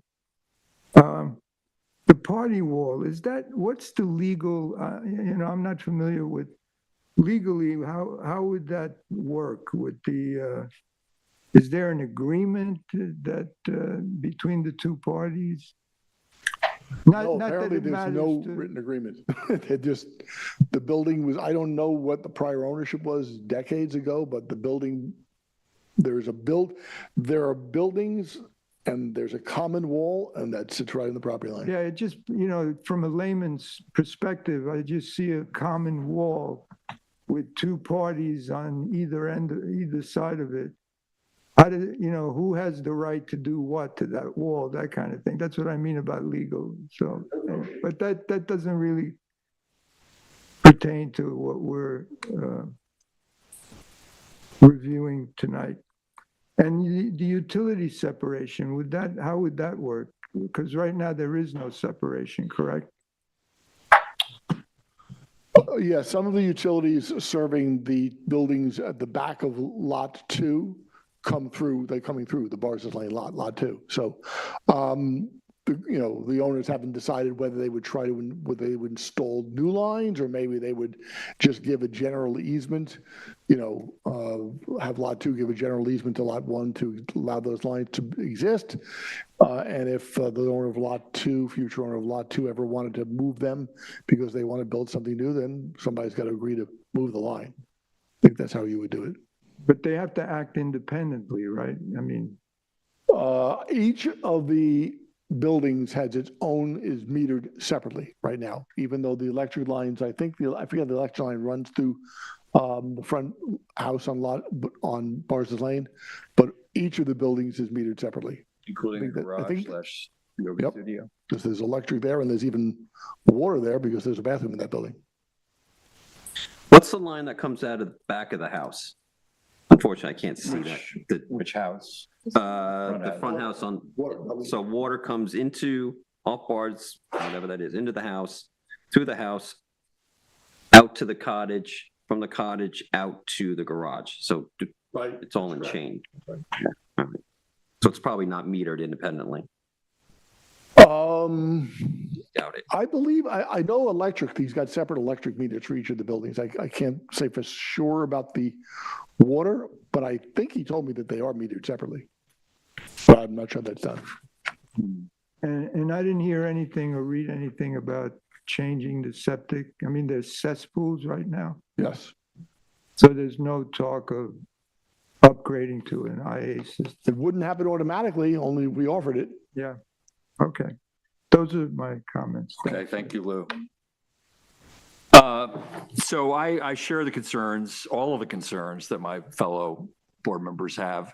But my fundamental question, though, really is, can you do this? I mean, the pre-existing nonconformity on Lot 2 can't just, as far as I know, and I will defer to our legal counsel on this, be transferred to another lot as of right. I mean, I'm not sure what the process would be to say, okay, this was not conforming. Now I'm going to have 2 houses on this lot instead. I'm not you sure. need a variance. We'd need a variance to have 2 houses on Lot 1. But note that Lot 2, the Barzas Lane lot, in terms of its use, becomes conforming. It becomes a single lot with 1 house. Single lot with 1 house. Yeah. It becomes more non-conforming in terms of size. Right. But in other respects, the Barzas Lane lot becomes a conforming lot. Yeah.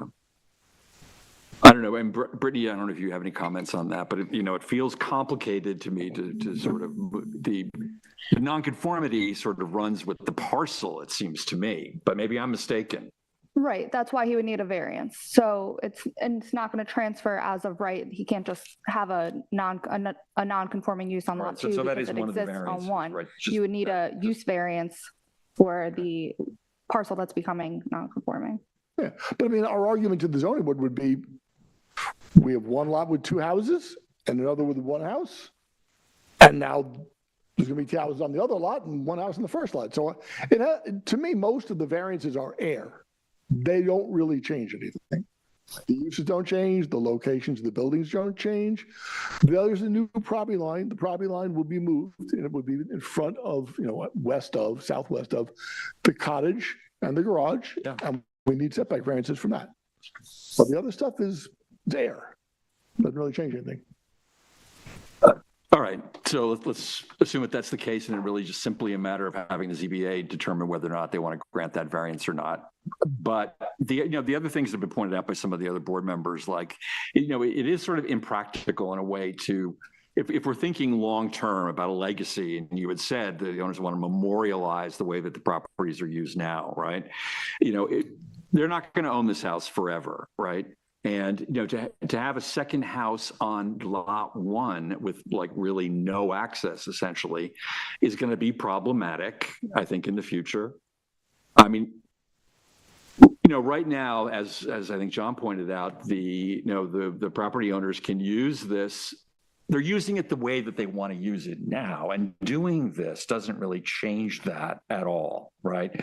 The only thing it allows them to do is sell off the front house on Barsdas Lane. That's really it. That's all that this buys them. And it's complicated, creates a lot of additional nonconformity variances. It's a big ask, right? But let me put a different perspective on it.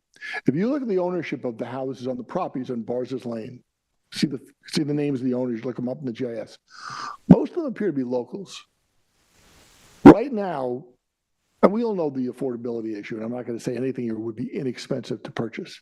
But the lot on Lilia Lane is a 1 acre lot with a big house and a swimming pool. Not many local people are going to be able to buy that. The house on Barsdas Lane, and that might be buyable by a local person someday, but it's got two houses on it, and that drives the price up. Take the second house off, the cottage, and put it on the big lot, and the lot on Barsdas Lane is a 10,000 plus square foot lot with one house. And yeah, it might be possible someday that a local person of some means could afford that. So just throw that out there. What do we do with the second house on lot one? How is that? Well, lot work? one will always be unaffordable to a typical local person. Lot one, the bigger lot. Yeah, but how does a potential buyer of that house get access to the second house that it has on the property? Right, they're going to have to figure that out. It's a guest cottage. You walk through the person's house. I mean, this is not the only place in East Hampton where there are second residences on a lot, and the second residence or the cottage, whatever you want to do, is usually at the back of the lot, and you got to walk there. It's not that unusual. But you have a garage too. Yeah. They'll work out how you use the garage, the downstairs. Okay. Well, I think you're detecting that, the board doesn't have quite the enthusiasm that you do for this, project, right? I'll go back, I'll talk to the client. There's a reason why we didn't make applications to the boards. We wanted feedback. Obviously, you're not giving us good feedback. I'll go back, talk to the clients and see what they want to do. Okay. Good. So we have some questions that we're meant to ask here, but I actually agree with Lou on this one. I'm not sure that the first three of these questions are really even relevant at this point, right? We will ultimately need more information as we move forward, like setbacks, the amount of square footage being transferred. You're indicating that actually one thing that ultimately would be good if you choose to move forward would be understanding where the proposed sanitary systems would go. We can talk about whether or not you're going to upgrade the cesspool for the front house on Barsdas Lane. But the fundamental question we're going to answer tonight is, does the planning board find the proposed lot line modification is consistent with principles of good planning? No. No. No. That's where we're at tonight, Rick.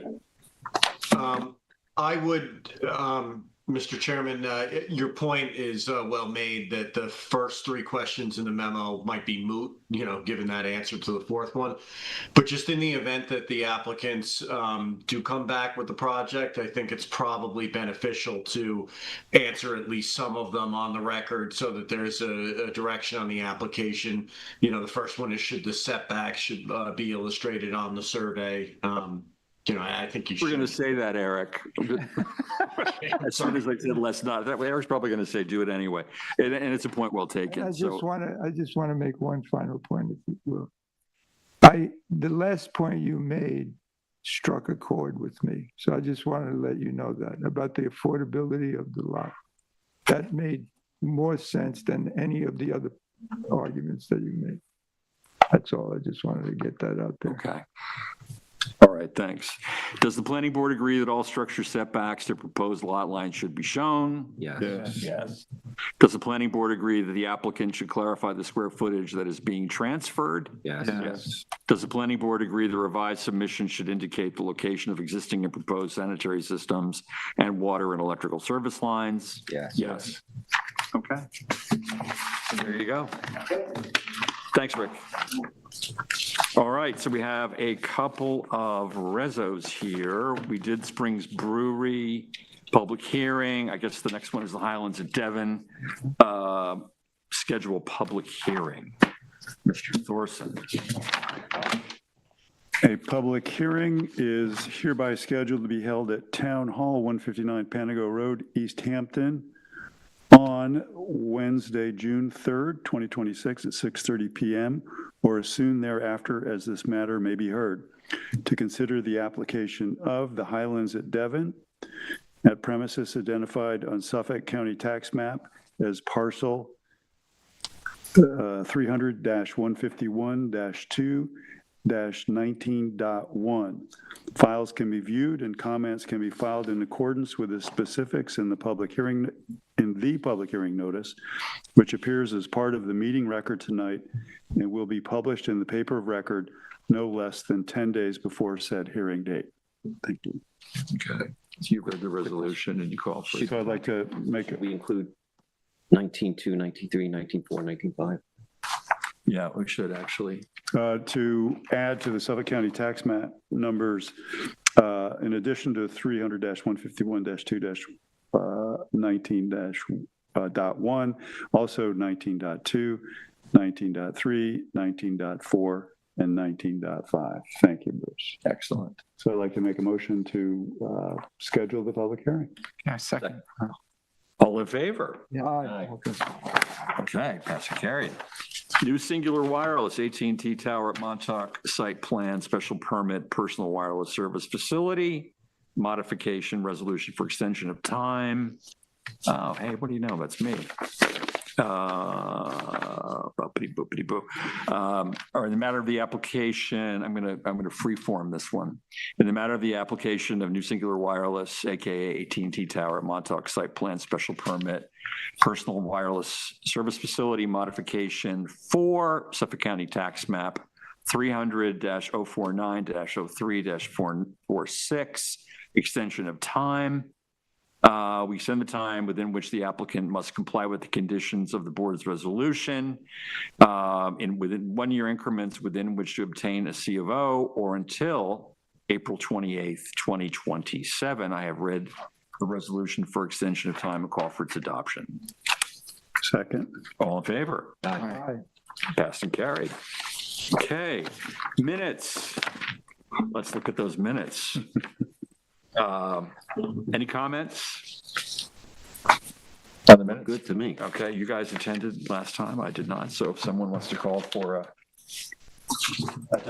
motion to adopt the minutes. I moved to adopt the minutes. So you knew exactly what I was going to ask for. Second, all in favor? Aye. Minutes adopted. Thank you very much. And to round it out, Bruce, would you do the honors? Sure, I'll make a motion to adjourn tonight's And I'll meeting. second that motion. All in favor? Aye. Okay. Yeah. Have a good night, board. Adjourned.